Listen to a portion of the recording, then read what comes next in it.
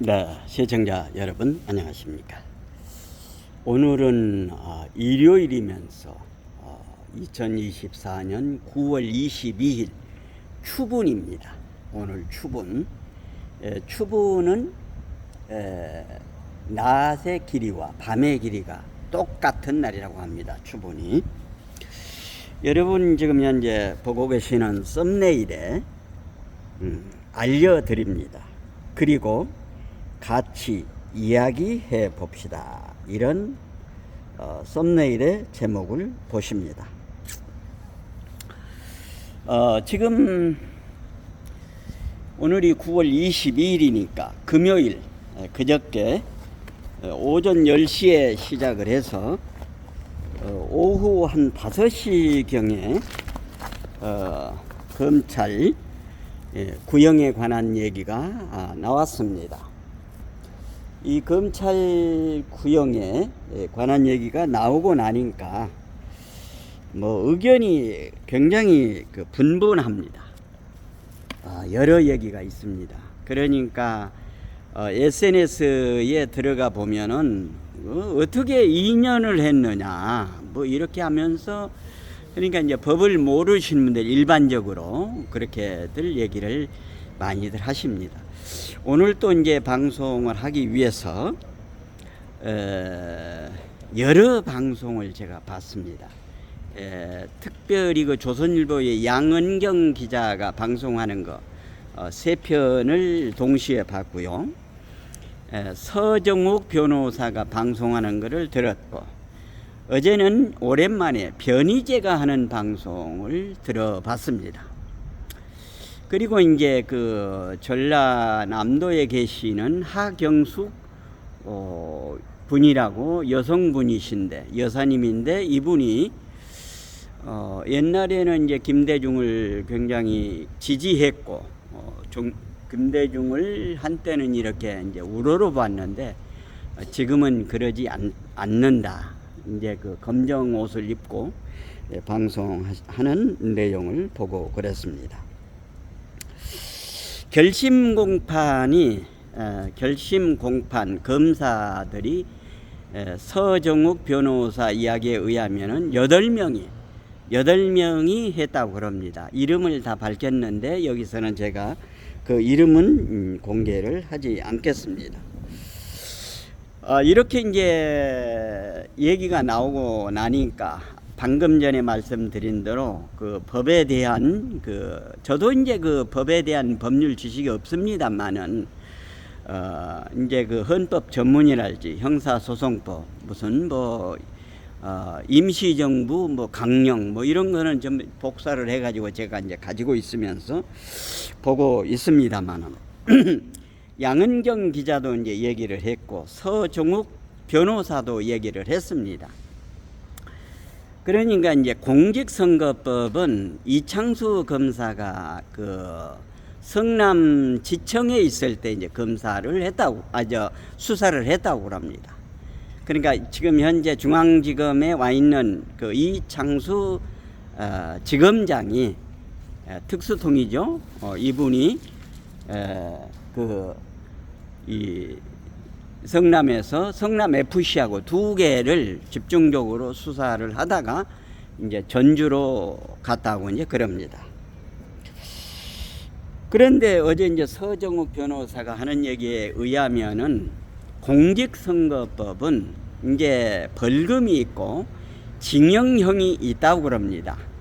그리고 이제 벌금하고 징역을 같이 하는 경우도 있고, 근데 이제 대부분 서정욱 변호사 이 방송에 보면은 징역 2년을 구형하는 것은 대법원의 양형 기준에 최고의 법이라고 그럽니다. 이게 징역 2년을 구형한다고 그러면은 거의가 징역 2년을 구형을 하면은 징역 1년에 집행유예 2년 이런 정도로 벌금은 이제 별로 하지를 않는다고 합니다. 그런데 이제 판사에 따라서는 벌금을 좀 매기는 사람도 있기는 있다고 합니다.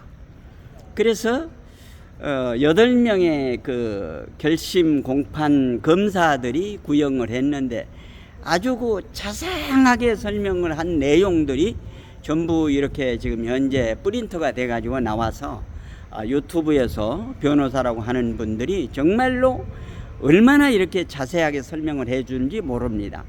그러니까 서정욱 변호사 그리고 양은경 기자 같은 경우는 뭐라고 그러는가 하면은 아마 이제 징역 뭐 1년 아니면은 6개월, 4개월. 예. 5년 전인가요? 5년 전인가 엄마부대 주옥순 대표라고 하는 분이 서부지방법원에서 이제 재판을 하는데 2심 할 적에 제가 간 적이 있습니다. 그래 이제 가가지고 이제 이제 이 2심 판사가 이제 판결을 내리잖아요. 근데 거기에서 보니까 구속이면은 법정 구속이면 그 자리에서 수갑을 채우고 교도관들이 데리고 가버리더라고요. 그러니까 이제 옆에서 이제 주옥순 대표를 저는 이제 보고 있는데 굉장히 좀 쉽게 말하면은 많이 이렇게 이제 얼어 있더라고요. 그러니까 굉장히 불안하죠. 예? 그 자리에서 판사 마음이잖아요. 법정 구속, 징역 몇 년에 법정 구속. 그런데 이제 그때 주옥순 대표에게는 징역 4개월에 집행유예 2년 그리고 사회 이렇게 사회에 좋은 일 하라고 하는 시간이 80시간 이렇게 내려졌습니다. 2심 선고가 이렇게 났습니다. 그러니까 법정 구속은 안 됐죠. 그래서 이제 그때 서부지검 앞에서 제가 이제 인터뷰를 한 적이 있습니다. 어제 그 영상을 제가 한번 이제 꺼내서 보기도 했는데 오늘 주옥순 대표한테 한번 이제 보내볼까 합니다. 그런데 이제 대충 보면은 많게는 이제 징역 1년이고 적게는 징역 6개월, 4개월 이렇게 하고 집행유예를 2년 하는 사람도 있고 3년 하는 사람도 있다고 합니다. 그런데 집행유예가 돼버리면은 벌금 100만 원 하고 효과가 똑같다고 합니다. 예. 그러니까 이 결심 공판을 한 검사들 8명이서 한 분이 굉장히 이제 똑똑하다고 그럽니다. 그분이 논리정연하게 정말로 판사도 입을 다물 정도로 이렇게 얘기를 했다고 그럽니다. 예. 예. 그렇게 이제 입을 다물었다고 그럽니다. 예. 그러니까 이재명이도 그 자리에서 한 18분 동안을 이제 최후 진술을 했는데 그냥 중언부언하고 없어도 하고 그렇게 이제 얘기를 했다고 합니다. 무슨 그냥 김구 선생은 총 맞아 죽었고 조봉암이는 무슨 빨갱이로 몰아가지고 사형시키고 김대중이도 내란으로 했고 나도 칼 맞았지만은 어떻게 죽지 않고 살았습니다. 이러면서 이제 이렇게 이제 읍소를 했다고 그럽니다. 근데 이제 대체적으로 얘기 나오는 것들을 보면은 징역 많게는 이제 1년의 집행유예 한 2년 정도 이렇게 나오지 않을까. 그러면은 이재명이는 의원직이 날아가고 그다음에 집행유예는 10년 동안 저기를 못 한답니다. 공직에 못 나온답니다. 그리고 민주당이 선거 자금으로 국가에서 주었던 434억을 토에 내놔야 된다고 이제 그럽니다. 그래가지고 지금 민주당이 지금 이제 친명파, 비명파 지금 난리가 났습니다. 예, 난리가 났고 또 보는 분들마다 의견이 분분합니다. 예, 의견이 분분하니까 그 의견은 참고만 하되 주장은 강하게 하시면은 싸움이 되니까 강하게 주장은 하지 마시고 나는 이렇게 본다라고 각자의 의견만 개진을 하시면 되겠습니다. 근데 이제 오늘 서정욱 변호사가 방송하는 내용을 들어보면은 민주당에서는 4가지 시나리오를 가지고 대응을 한다고 합니다. 첫 번째가 뭔가 하면은 검사를 고발하고, 두 번째가 검사를 탄핵하고, 세 번째가 검찰청 자체를 이제 폐지하고, 네 번째가 판사를 겁박한다고 하는 겁니다. 그리고 이제 마지막 그 다섯 번째는 이거는 이제 정광훈 목사 측에서도 얘기를 하더라고요. 얘들이 촛불로 해가지고 광란을 일으키면은 선전선동으로 광란을 촛불 광란을 폭동을 일으키면은 정광훈 목사 측에서는 우리가 10월 3일 광화문 세력이 이것을 막는다 이렇게 이야기를 하고 있습니다. 그런데 이 지금 백낙정이라고 하는 사람이 2024년 1월 1일 날 한 24분 정도의 자기 방송에서 하나의 지령을 내린 게 있습니다. 그러니까 박근혜 때처럼 국회에서 탄핵을 해가지고 헌재 가면은 이게 안 된다. 그러니까 이제 방법은 두 가지가 있는데 하나는 개헌을 하는 방법이고 또 하나는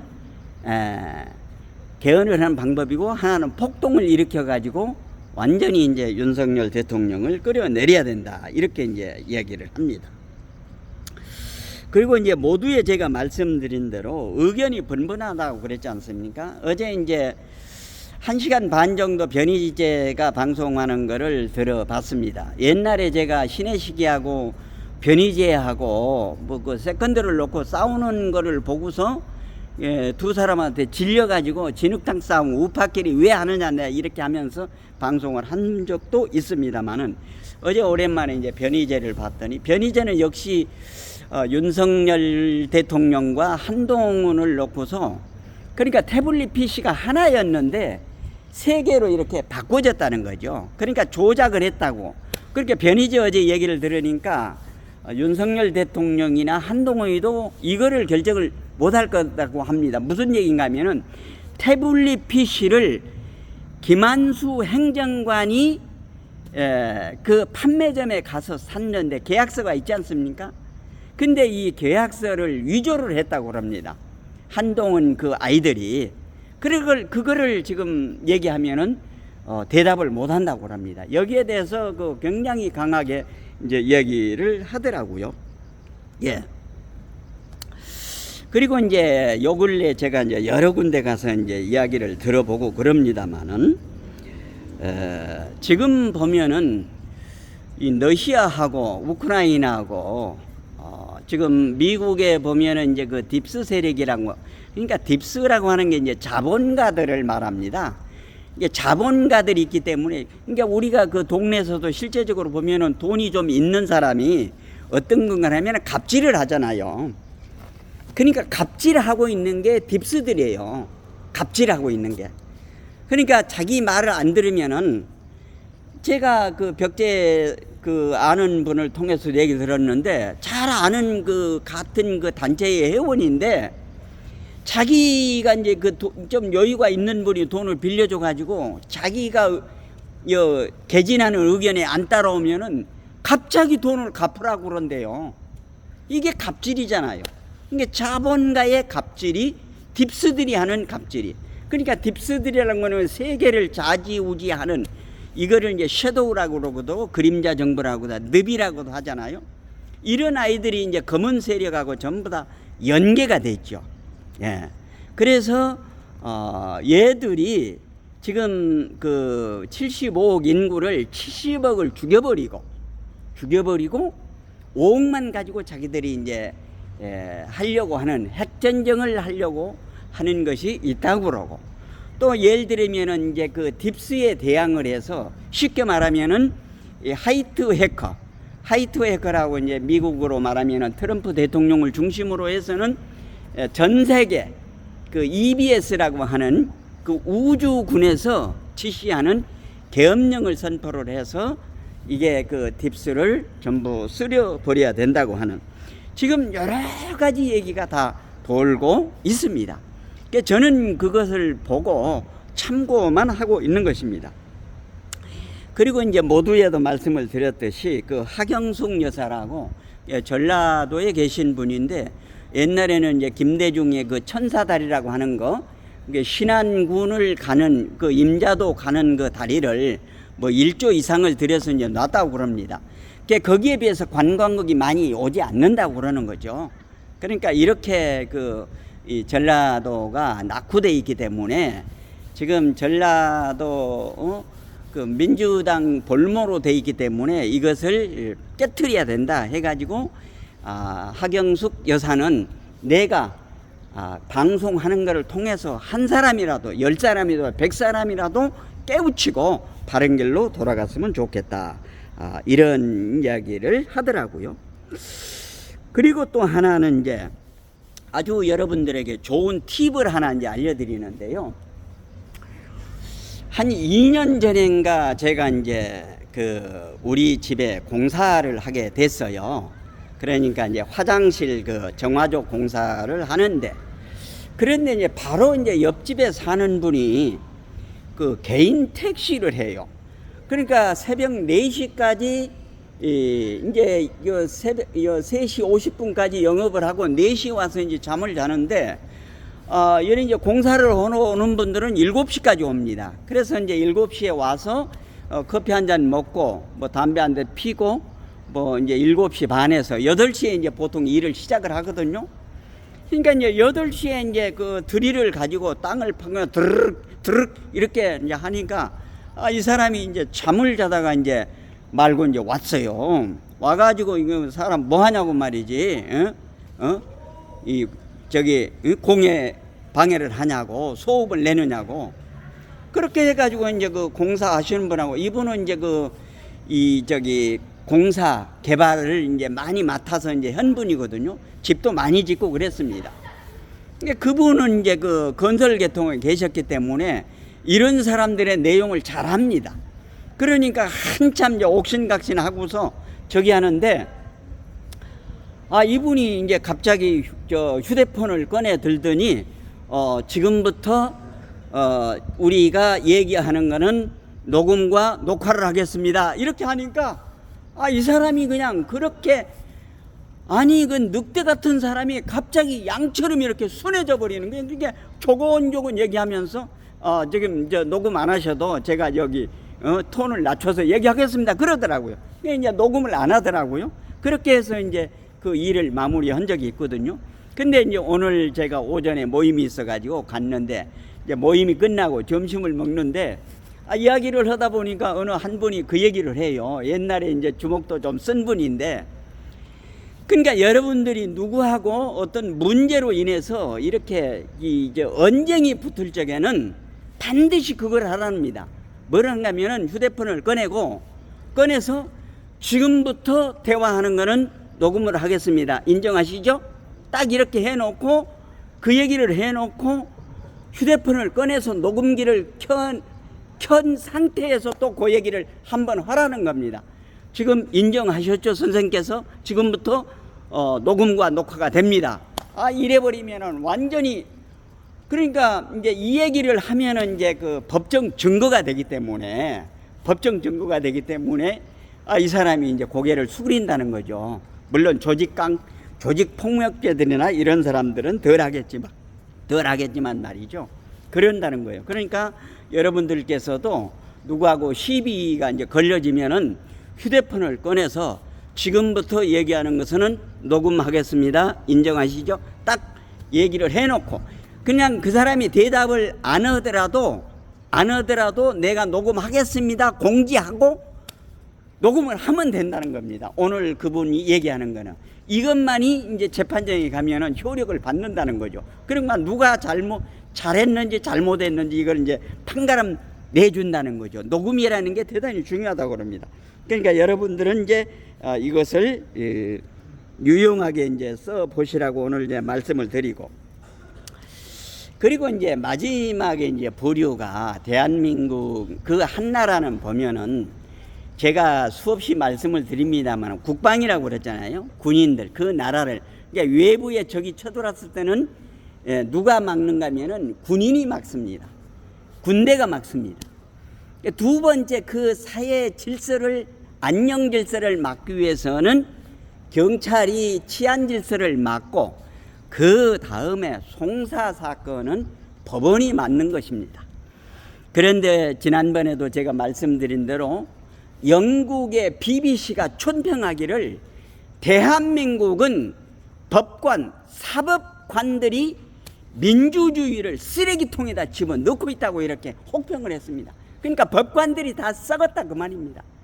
원래 이 선거법이라고 하는 것은 1심이 6개월입니다. 예, 헌법 270조에 있습니다. 강행 규정으로 되어 있습니다. 1심이 6개월, 2심이 3개월, 3심이 3개월에서 1년 안에 꺼낸 것이 공직선거법입니다. 그런데 이재명이 뭐라고 그랬습니까?